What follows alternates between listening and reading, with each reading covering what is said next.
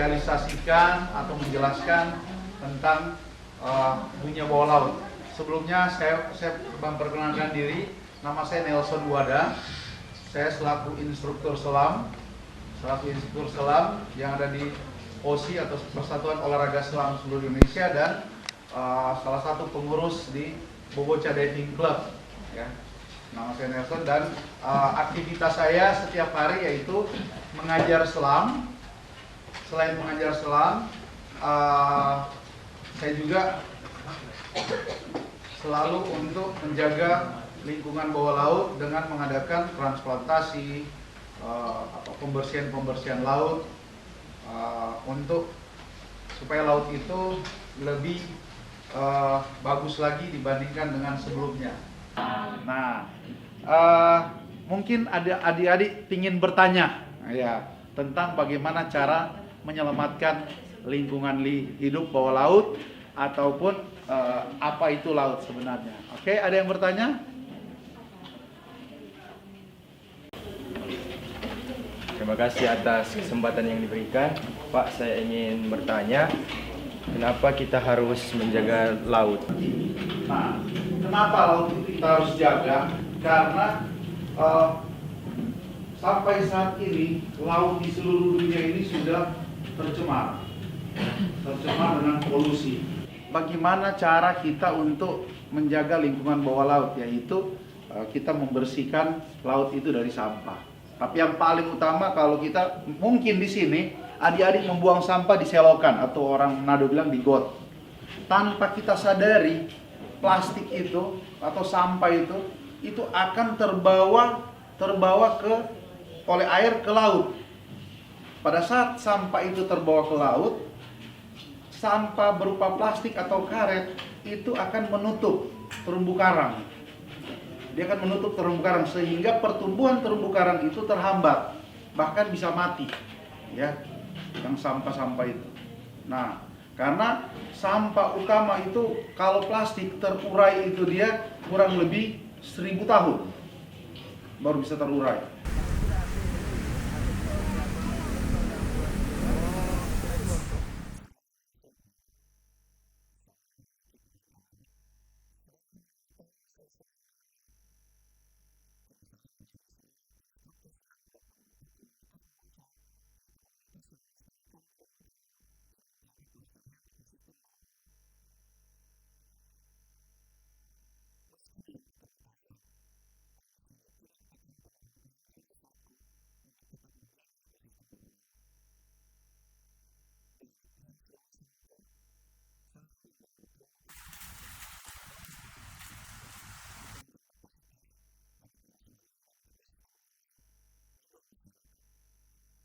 Awal mula berdirinya Boboca itu sekitaran tahun 2007.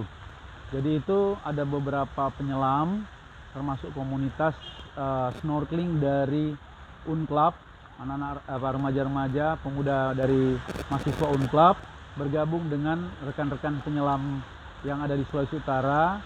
Kami membentuk Boboca Diving Club, terinspirasi dari ingin merangkul teman-teman komunitas penyelam untuk menjadi seorang penyelam yang qualified. Kami pilih nama Boboca, itu Boboca bahasa Manado sebenarnya. Boboca artinya gurita. Gurita lengannya panjang, banyak dan panjang. Kami memilih logo Boboca dan nama Boboca agar komunitas kami merangkul banyak aspek, ya, aspek lingkungan hidup, aspek prestasi atlet, aspek edukasi terhadap penyelam, aspek terhadap menciptakan lapangan pekerjaan, aspek membantu penyelamatan dalam tanda kutip rescue. Dengan berbagai macam aspek tersebut, maka kami pilih logo Boboca karena tangannya panjang dan banyak, bisa menjangkau beberapa kegiatan. Untuk masuk sebagai anggota komunitas kami, pertama-tama kami tidak sembarangan merekrut. Jadi kami merekrut anggota kami dalam komunitas kami Boboca Diving Club.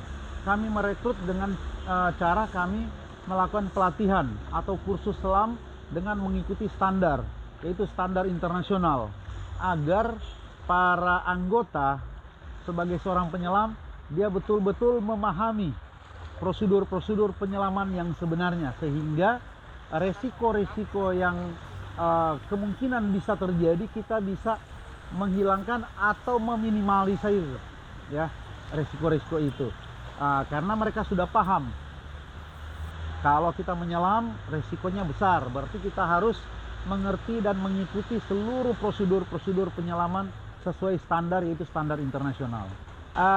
Kebetulan kami di sini sebagian besar Boboca Diving Club ada instruktur selam, ada dive master, ada pemandu selam, dan kami memang berkecimpung di dunia penyelaman untuk mengajar orang menyelam, untuk memandu turis untuk menyelam. Nah, dari situ timbul keinginan, kenapa tidak, bukan hanya pekerjaan sebagai pemandu atau pengajar selam, kenapa tidak kita komunitas kita ini menjadi komunitas penyelamat lingkungan bawah laut. Nah, dengan adanya keinginan itu, maka kami berkeinginan untuk membuat laut itu kembali menjadi sehat.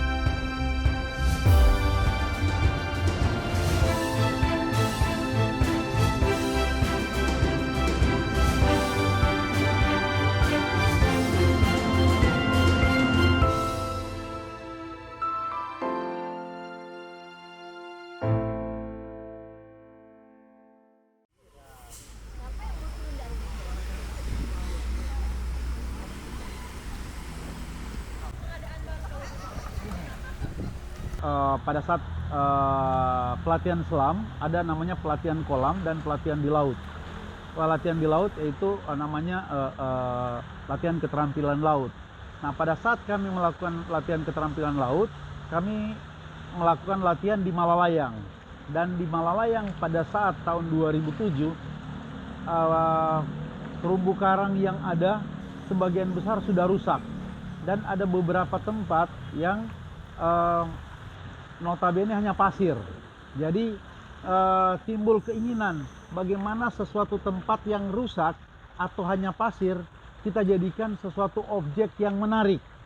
Nah, dari situlah timbul keinginan kita untuk menggandeng teman-teman membentuk komunitas selam, yaitu Boboca Diving Club, dan kita merestorasi atau merehabilitasi terumbu karang yang sudah rusak ataupun membuat terumbu karang yang baru dengan cara kita menanam bibit-bibit karang supaya nanti bibit-bibit karang itu berkembang menjadi tempat penangkaran terumbu karang yang baru. Komunitas kami yaitu mendidik atau melatih atlet-atlet selam agar bisa berprestasi dalam bidang olahraga, yaitu khususnya olahraga selam. Dan syukur sampai sekarang atlet-atlet kami dari Boboca Diving Club sudah mengharumkan nama Sulawesi Utara di kancah daerah maupun kancah nasional dengan mengikuti pekan olahraga nasional dan bisa meraih prestasi, yaitu meraih medali pada saat pekan olahraga nasional. Komunitas kami juga bukan hanya pencinta atau penyelamat lingkungan bawah air, tapi penyelamat juga di permukaan air. Seperti kami sering melakukan bersih-bersih pantai atau mensosialisasikan kepada masyarakat bantaran sungai untuk tidak membuang sampah sembarangan. Kami juga melakukan penanaman mangrove, ya, penanaman mangrove, karena perlu kita ketahui mangrove itu adalah salah satu penyangga dari abrasi laut, salah satu penyangga, dan untuk kelangsungan ikan dan lain-lain, mangrove itu sangat penting.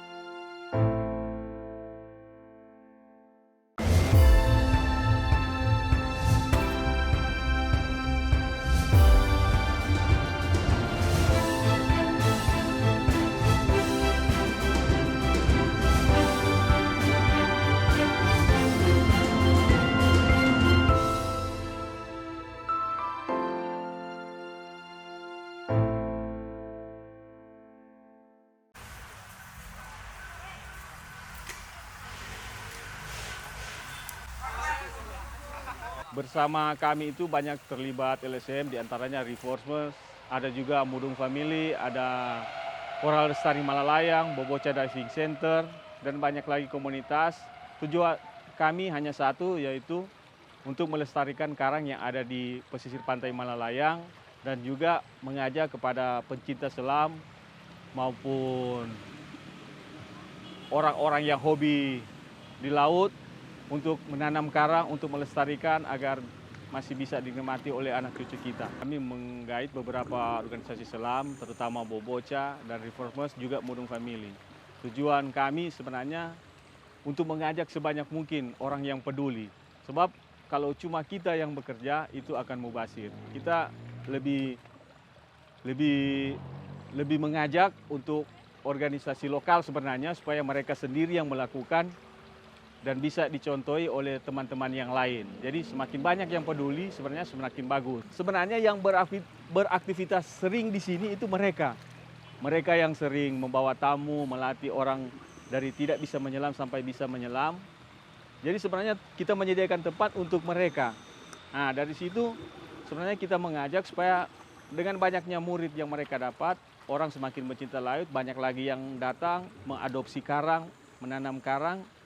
Tentunya perairan kita di sini akan semakin baik jika karang itu semakin banyak, ikan akan berlimpah. Koral-koral yang kami tanam di Coral Garden kami, di pusat pembibitan kami, adalah karang-karang yang umum. Di antaranya ada Acropora, itu ada Acropora yang bentuk tabulate, ada yang branching. Kemudian ada Poecilopora, ada Stylopora, ada Echinopora, ada Isis superis atau bambu laut, ada Seriatopora, dan ada beberapa jenis lain lagi. Tujuan utamanya adalah sebagai pusat penelitian dan pembelajaran terumbu karang, sekaligus pusat rehabilitasi karang, dan yang paling utama adalah mengajak masyarakat untuk ikut peduli, melindungi, dan melestari karang yang ada di Sulut.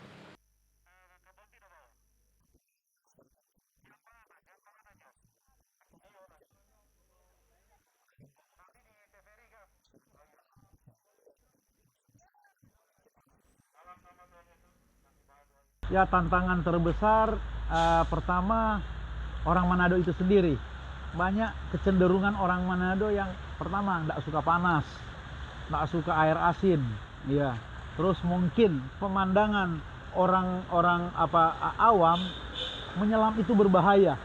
Nah, itu kendala bagaimana kita sebagai komunitas meyakinkan, terutama orang-orang tua yang takut anaknya berhubungan dengan laut, katanya laut itu berbahaya. Padahal sebenarnya kalau kita mengikuti prosedur yang sebenarnya, itu sangat nyaman. Laut itu indah dan tempat yang tidak bisa dikatai dengan kata-kata. Sesuatu yang luar biasa. Orang-orang luar negeri pun dari Eropa, Amerika jauh-jauh datang ke tempat kita hanya untuk menikmati keindahan bawah laut. Tapi orang kita, orang Indonesia atau orang Manado khususnya, punya kecenderungan takut akan laut. Nah, itu tantangan kami yang besar. Sebenarnya untuk mengharapkan imbalan dari luar untuk kepentingan pribadi kami tidak terlalu banyak mengharap seperti itu. Yang kami harapkan sebenarnya bantuan dari pihak luar, terutama dari pemerintah atau pemerhati lingkungan, untuk membantu kami dalam melestarikan, misalkan penyediaan media, penyediaan fasilitas seperti tabung, alat selam, karena itu merupakan alat pendukung. Memang ada beberapa kali kendala dengan kami untuk masyarakat sering dengan nelayan setempat, karena ya kemungkinan besar tempat mata pencarian nelayan di tempat kami menyelam, sedangkan nelayan tersebut menggunakan cara menangkap ikan yang salah. Nah, itu perlu kadang-kadang kami beradu argumen dengan nelayan setempat pada saat kami memberikan pengarahan bahwa jangan melepas bom, meracun ikan atau membuang jangkar. Nah, dari situlah masyarakat khususnya nelayan bertentangan dengan kita.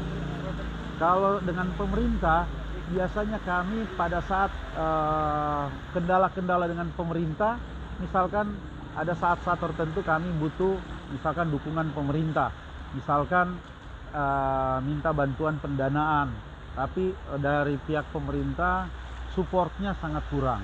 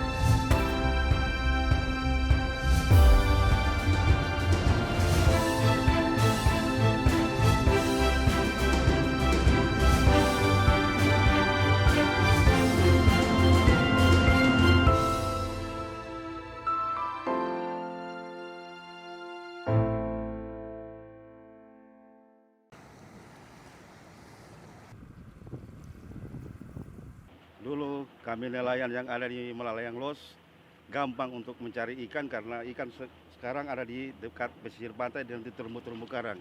Dengan adanya penimbunan sekarang, makanya ikan agak menjauh.